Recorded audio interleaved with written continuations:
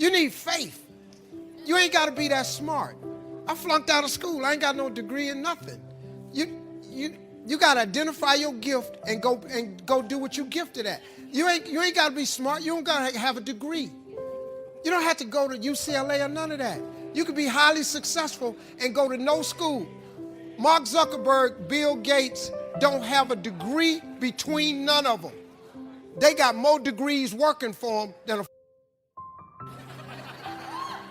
Just go follow your dream, man. Go make your life happen. My whole career is dedicated to all my punk teachers that told me, sit down, acting a fool. You ain't gonna ever make no money acting a fool. It's all I had. I just used what I had. Identify your God-given gift and go and get your life. Quit tripping because you don't have what a group of people told you you need to be successful. If you're not a degree person, you can go to school all you want. If that's not in you, how you gonna get a degree? Quit letting people tell you the route to success when clearly God created you to be different. Just go that route. All my friends got college degrees, all of them. I flew all of them to Cancun, Mexico last year. I flew all of them. I flew 22 people to Cancun, Mexico. On me, gave them all free rooms, paid for everybody's golf, all their food, all their drink, gave them everything. Because these my dudes. I went to college with them, I flunked out. But what God did for me made me different. So I just showed them the life. Now they all come to me for advice. You don't have to go get a degree if you're not a degree person. Now, if you want to be a doctor, scientist, or lawyer, you got to get a degree. But if you're not that person, you can still make it. Quit tripping because you don't have what he got. You ain't finna be what he is. God made you different. Just go be different. You get paid to be different. People pay you to be different. Weird people make money. Regular people don't make money. Regular people make regular money. If God made you exceptional, go be exceptional at whatever it is. That's how you become it. People pay for expertise. They pay for exceptional people. They don't pay regular people. If you focusing on being regular, you're going to have a regular life. It's nothing wrong with that. But if you aspire to something more than regular, you got to go be extraordinary. The difference between ordinary people and extraordinary people is one word, extra. If you put extra on top of ordinary, you become extraordinary. You ain't got to be like everybody else. If you do hair, go do everybody's hair. If you cut grass, cut everybody's grass. I'm telling you, man, you can be highly successful without a college degree. It doesn't matter to me any longer how long I live. What matters to me most is how I live. Every day, ask yourself that question, how you living? That you would not judge, that you would show up early, that you'd be kind, that if you're going to do something, you do it the right way, that it's never wrong to do the right thing, that how you do anything is how you do everything. And in that way, you will grow your influence to make an impact. In that way, you will honor all those who have gone before you, who have invested in you.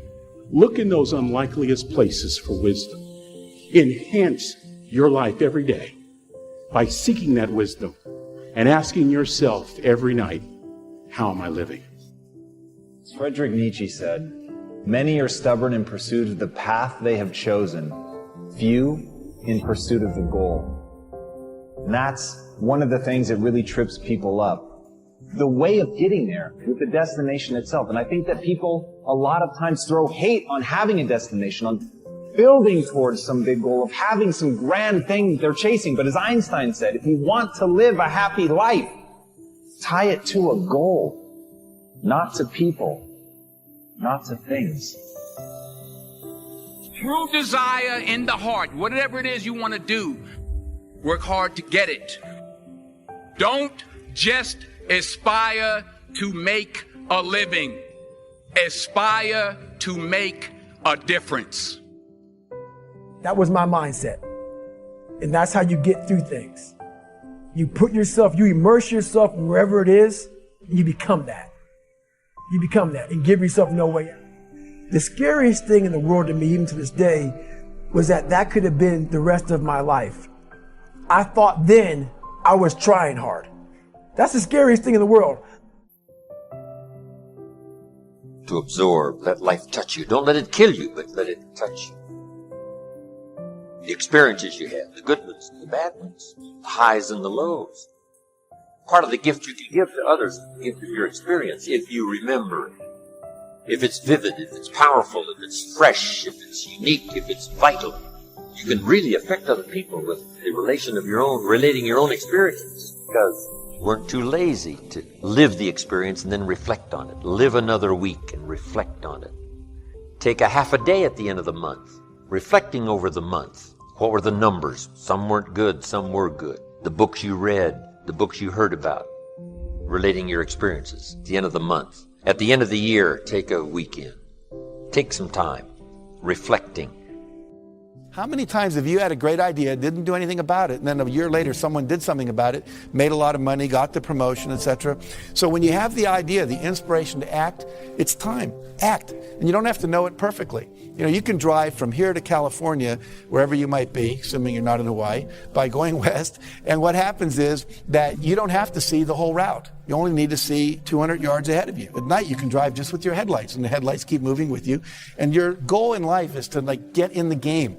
You don't have to see the whole blueprint. You just have to see the next steps, the next steps, the next steps. And if you keep taking the next steps, eventually you get to where you want to go. Does that make sense? Now, the last thing is called law of attraction.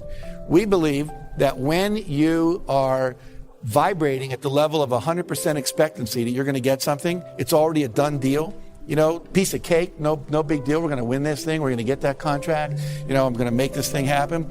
Then what happens is the universe literally responds. Sometimes when you're doing this, you're putting on it the vision of this should happen by this date. And it's okay to set goals like that, but sometimes it takes a week longer, a year longer, whatever. But law of attraction says if you'll just hold the expectancy, like attracts like. If you say, I want to be a millionaire, but I don't know anyone that would ever teach me how to do that. Or I want to buy a car, but I don't have any money. Then what you're doing is saying, it's like calling up Domino's Pizza and saying, send me a pizza. Then calling them up a minute later and saying, never mind. It's like, you know, you've got to create the space mentally to hold this vision that you've got. And that requires expectation and then knowing that the perfect thing is on its way. In the Success Principles, I write about a woman named Catherine Lonigan. Catherine Lonigan went off to college. She wanted to be a writer, and she took her first writing class, and she got an F. And she went to see the teacher and said, why'd I get an F? He says, because you can't write. She says, well, I'm on a scholarship, you know, here to be a writer. I came to be in the creative writing program. I was the editor of my yearbook, editor of my school newspaper. I wrote a play that was performed in high school. They told me I was gifted. I said, well, you're not. He said, you know, if you stay in my class, you're going to flunk it. If you flunk my class, you'll lose your scholarship. And she said, well, what do I do? He said, I'll make a deal with you. If you promise never to write again, just, you know, history paper and stuff, but you're not going to try to be a writer, I'll give you a passing grade, you'll keep your scholarship, change your major. So she did. I called it, she made the deal with the devil. 15 years later, she's down in Texas. They're making a movie at the next town over, and down where she lived in Texas, you know, people would show up at the gas station after it rained just to see the oil slick. It was kind of boring there. So she said, wow, they're making a movie, let's go. So everyone drives over, and everyone's talking to the movie stars. She's talking to the writers, saying, you know, what's going on, what's happening? And why are you interested in us? Why not the movie stars? Well, I always wanted to be a writer. The guy said, BS, if you wanted to be a writer, you would have written. She said, I was told on good authority I couldn't write. He was a Harvard professor visiting our campus that year. He said, that's BS. He said, what I want you to do is go write something, send it to me. I'll tell you if you can write. I do it for a living, I know. So she goes and writes a book, sends it in to him. He sends it to an agent in New York, and they publish it. Her next book was called Romancing the Stone. The book after that, Jewel of the Nile, both made into movies with Michael Douglas and Catherine Turner. So what's the deal here? 14, 15 years of her talent wasted because she bought someone else's evaluation of her. My friend Terry Cole Whitaker says, she wrote a book called What You Think of Me Is None of My Business. You know? Do not let other people's evaluations of you control you, okay? It's just an E. Your response is, thank you very much. You keep pursuing your passionate dream, okay? Sacrifice. You get to pick your damn sacrifice. That's all. You don't get to not make. So you're sacrificial whether you want to be or not. This is the Peter Pan story, roughly speaking. Peter Pan is this magical boy. Pan is the god of everything, roughly speaking, right? So it's not an accident that he has the name Pan. And he's the boy that won't grow up. And he's magical. Well, that's because children are magical. They can be anything. They're nothing but potential. And Peter Pan doesn't want to give that up. Why? Well, he's got some adults around him, but the main adult is Captain Hook. Well, who the hell wants to grow up to be Captain Hook? First of all, you've got a hook. Second, you're a tyrant.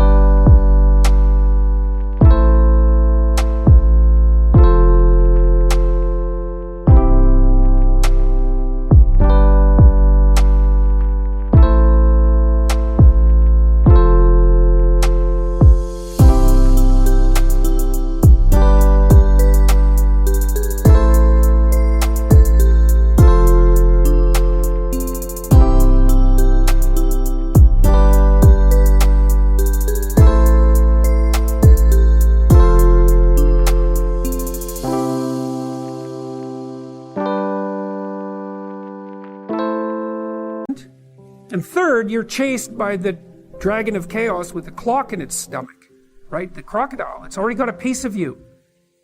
Well, that's what happens when you get older. Time has already got a piece of you. And eventually, it's got a taste for you. And eventually, it's going to eat you. And so Hook is so traumatized by that he can't help but be a tyrant. And then Peter Pan looks at traumatized Hook and says, well, no, I'm not sacrificing my childhood for that. So that's fine, except he ends up king of the Lost Boys. In Neverland, well, Neverland doesn't exist, and who the hell wants to be king of the Lost Boys?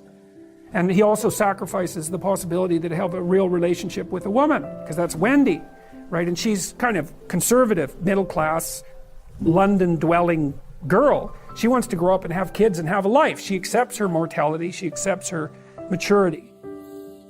Peter Pan has to content himself with Tinkerbell. She doesn't even exist. She's like the fairy of porn. She doesn't exist. She's the substitute for the real thing.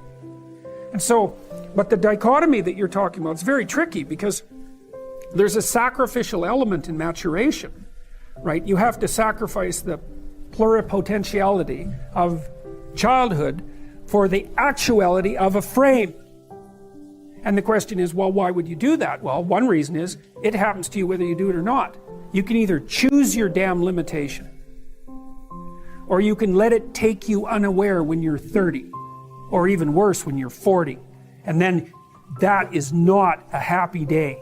I see people like this, and I think it's more and more common in our culture because people can put off maturity without suffering an immediate penalty. But all that happens is the penalty accrues. And then when it finally hits, it just wallops you. Because when you're 25, you could be an idiot. It's no problem. Even when you're out in a job search, it's like, well, you don't have any experience and you're kind of clueless. It's, yeah, you're young. It's no problem. That's what young people are like, but they're full of potential.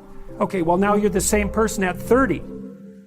It's like people aren't so thrilled about you at that point. It's like, what the hell have you been doing for the last 10 years? Well, I'm just as clueless as I was when I was 22. It's, yeah, but you're not 22. You're an old infant, right? And that's an ugly thing, an old infant.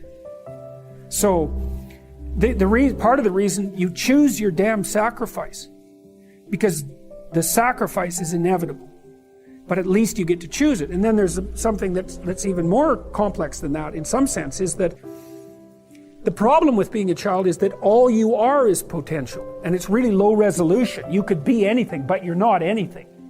So then you go and you adopt an apprenticeship, roughly speaking, and then you become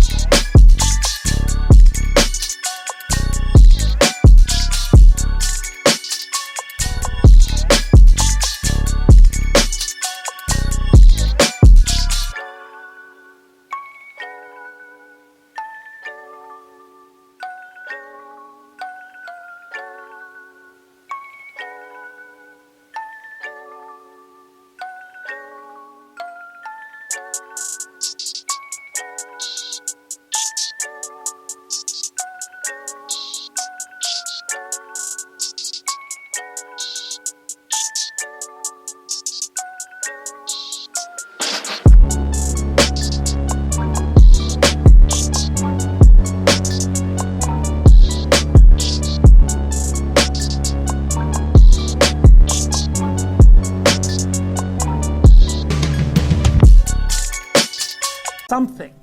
And when you're something, that makes the world open up to you again. You know, like if you're a really good plumber, then you end up being far more than a plumber, right? You end up being a good employer. Not that plumbers, I'm not putting plumbers down. It's like more power to plumbers. They've saved more lives than doctors. So, hygiene, right? So, you know, if you're a really good plumber, well, then you have some employees, you run a business, you train some other people, you enlarge their lives, you're kind of a pillar of the community, you have your family. Once you pass through that narrow training period, which narrows you and constricts you and develops you at the same time, then you can come out the other end with a bunch of new possibility at hand. And Jung talked about that. He thought that part of the proper path of development in the last half of life was to rediscover the child that you left behind as you were apprenticing. And so then you get to be something and regain that potential at the same time. Very, very smart. Well, he was very, very smart. That's very wise thing to know. Sacrifice. You get to pick your damn sacrifice. That's all. You don't get to not make one. You're sacrificial whether you want to be or not. That's a good thing to know as well.